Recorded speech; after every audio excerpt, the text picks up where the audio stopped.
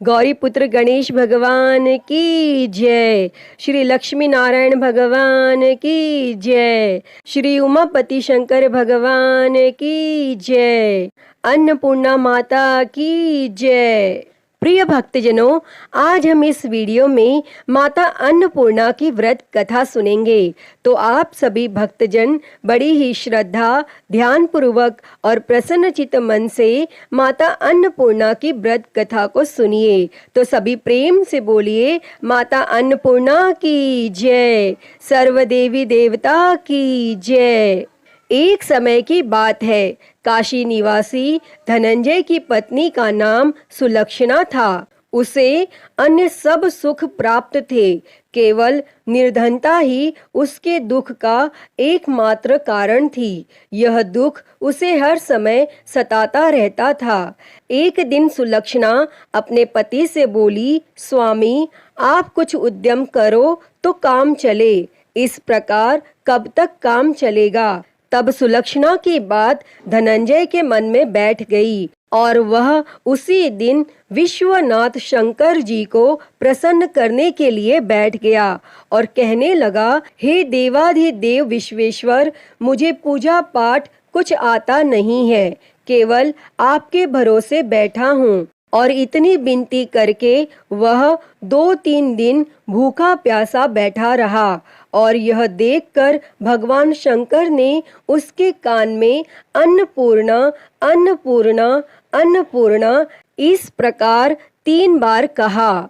और यह कौन क्या कह गया? और इसी सोच में धनंजय पड़ गया कि मंदिर से आते ब्राह्मणों को देखकर पूछने लगा, पंडित जी, अन्नपूर्णा कौन है? तब ब्राह्मणों ने कहा, तू अन्न छोड़ बैठा है, सो तुझे अन्न की ही बात सूझती है। जा घर जाकर अन्न ग्रहण कर। तब धनंजय घर गया और स्त्री से सारी बात कही। तब वह बोली, नाथ, चिंता मत करो, स्वयं शंकर जी ने यह मंत्र दिया है, वे स्वयं ही खुलासा करेंगे। आप फिर जाकर उनकी आराधना करो। तब धनंजय फिर जैसा का तैसा पूजा में बैठ गया।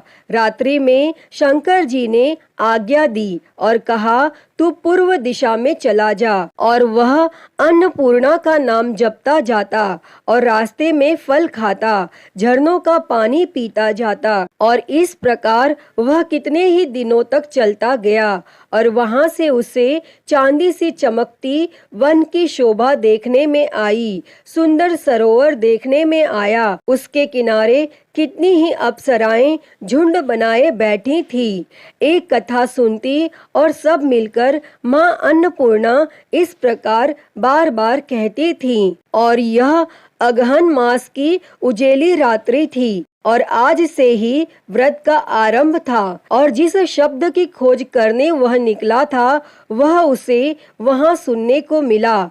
तब धनंजय ने उनके पास जाकर पूछा, हे देवियों, आप यह क्या करती हो? तब उन सब ने कहा, हम सब माँ अन्नपूर्णा का व्रत करती हैं। तब धनंजय ने पूछा, व्रत पूजा करने से क्या होता है? यह किसी ने किया भी है? इसे कब किया जाए? कैसा व्रत है ये और कैसी विधि है? मुझे भी विस्तार से बतलाओ।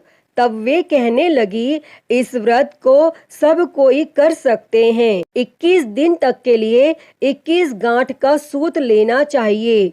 21 दिन यदि न बने तो एक दिन उपवास करें।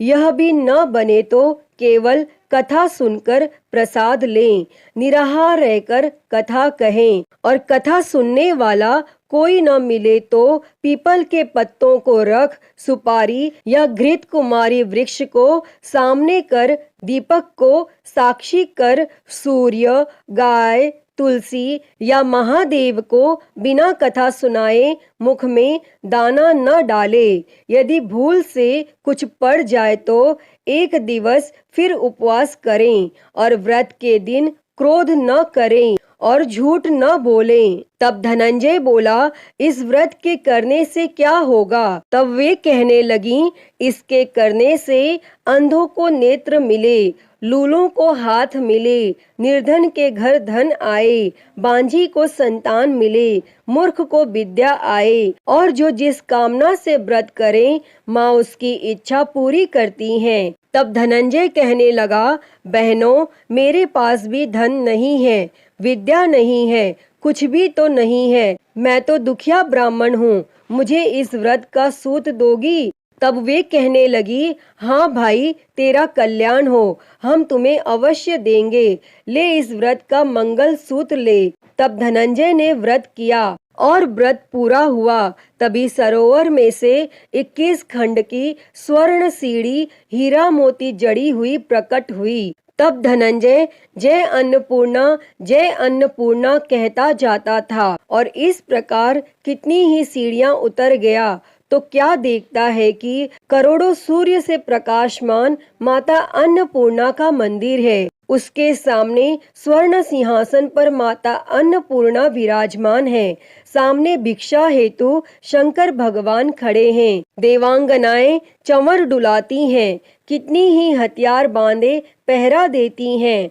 तब धनंजय दौड़कर जगदम्बा के चरणों में गिर गया। तब देवी उसके मन का कलेश जान गई और धनंजय कहने लगा, माता, आप तो अंतर्यामिनी हो, आपको अपनी दशा क्या बताऊं? तब माता बोली, मेरा व्रत किया है, जा संसार तेरा सत्कार करेगा। तब माता ने धनंजय की जीवा पर बीज मंत्र लिख दिया और अब तो उसके रोम रोम में विद्या प्रकट हो गई। इतने में क्या देखता है कि वह काशी विश्वनाथ के मंदिर में खड़ा है और माँ का वरदान ले धनंजय घर आया और सुलक्षणा से सब बात कही और माता जी की कृपा से उसके घर में संपत्ति उमड़ने लगी और छोटा सा घर बहुत बड़ा गिना जाने लगा। जैसे शहद के छत्ते में मक्खियां जमा होती हैं और उसी प्रकार अनेक सगे संबंधी आकर उसकी बड़ाई करने लगे और कहने लगे, इतना धन और इतना बड़ा घर, लेकिन सुंदर संतान नहीं तो इस कमाई का कौन भोग करेगा? क्योंकि सुलक्षणा से संतान नहीं है, इसीलिए तुम दूसरा विवाह करो। तब अनिच्छा होते हुए भी धनंजय को दूसरा विवाह करना पड़ा और सती सुलक्षणा को सौत का दुख उठाना पड़ा। इस प्रकार दिन बीतते गए। फिर अघन मास आया। तब नए बंधन से बंधे पति से सुलक्षणा ने कहलाया कि हम व्रत के प्रभाव से सुखी हुए हैं, इस कारण यह व्रत छोड़ना नहीं चाहिए और यह माता जी का प्रताप है जो हम इतने संपन्न और सुखी हैं। और तब सुलक्षणा की बात सुन धनंजय उसके यहाँ आया और व्रत में बैठ गया।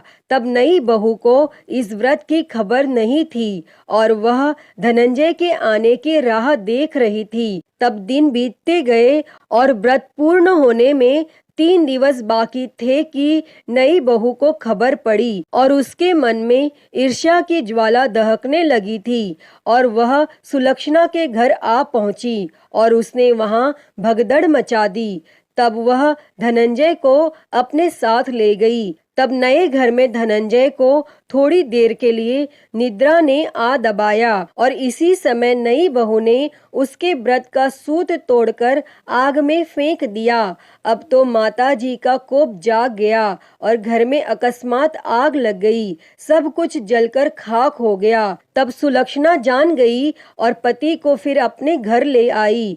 तब नई बहू रूठ कर पिता के घर जा बैठी और पति को परमेश्वर मानने वाली सुलक्षणा बोली, हे नाथ, घबराना नहीं, माता जी की कृपा अलौकिक है। पुत्र कुपुत्र हो जाता है पर माता कुमाता नहीं होती। अब आप श्रद्धा और भक्ति से आराधना शुरू करो, वे जरूर हमारा कल्याण करेंगी। तब धनंजय फिर माता के पीछे पड़ गया। फिर वहीं सरोवर पर सीढ़ी प्रकट हुई और उसमें माँ अन्नपूर्णा कहकर वह उतर गया और वहां जा माता जी के चरणों में रुदन करने लगा। तब माता प्रसन्न हो बोली, यह मेरी स्वर्ण की मूर्ति ले, उसकी पूजा करना, तू फिर सुखी हो जाएगा। जा, तुझे मेरा आशीर्वाद है। तेरी स्त्री सुलक्षणा ने श्रद्धा से मेरा व्रत किया है, उसे मैंने पुत्र दिया है। तब धनंजय ने आंखें खोली तो खुद को काशी विश्वनाथ के मंदिर में खड़ा पाया और वहां से फिर उसी प्रकार घर को आया। और इधर सुलक्षणा के दिन चढ़े और महीने पूरे होते ही पुत्र का जन्म हुआ और गांव में आश्चर्य की लहर दौड़ गई। और इस प्रकार उसी गांव के निसंतान सेठ के यहाँ पुत्र होने पर उसने माता अन्नपूर्णा का मंदिर बनवा दिया और उसमें माताजी धूमधाम से पधारी, यज्ञ किया और धनंजय को मंदिर के आचार्य का पद दे दिया। जीविका के लिए मंदिर की दक्षिणा और रहने के लिए बड़ा सुंदर सा भवन दिया। तब धनंजय स्त्री और पुत्र सहित वहां रहने लगा और माताजी के चढ़ावे में भरपूर आमदनी होने लगी। और उधर नई बहू के पिता के घर डाका पड़ा, सब लूट गया। वे भीख मांगकर पेट भरने लगे और जब सुलक्षणा ने यह सुना तो उन्हें बुलावा भेजा और उन्हें अलग घर में रख लिया और उनके अन्न और वस्त्र का प्रबंध कर दिया। तब धनंजय, सुलक्षणा और उसका पुत्र माताजी की कृपा से आनंद से रहने लगे। अतः ही माता अन्नपूर्णा, जैसे आपने धनंजय और सुलक्षणा के भंडार भरे, वैसे ही इस कथा को कहते, सुनते और हुंकारा भरते सबके भंडार भरना। सभी के जीवन से गरीबी दूर कर उनके जीवन में धन संपत्ति और सुख समृद्धि देना। तो सभी प्रेम से बोलिए, माता अन्नपूर्णा की जय। प्रिय भक्तजनों, तो मैं उम्मीद करती हूँ कि आपको आज की यह कथा पसंद आई होगी और अगर वीडियो अच्छी लगी हो तो इसे लाइक करें, ज़्यादा से ज़्यादा शेयर करें और कमेंट बॉक्स में माँ अन्नपूर्णा की जय लिखना ना भूलें। और महाकाल भक्ति ज्ञान चैनल को सब्सक्राइब कर नोटिफिकेशन बेल को ज़रूर ऑन कर लें।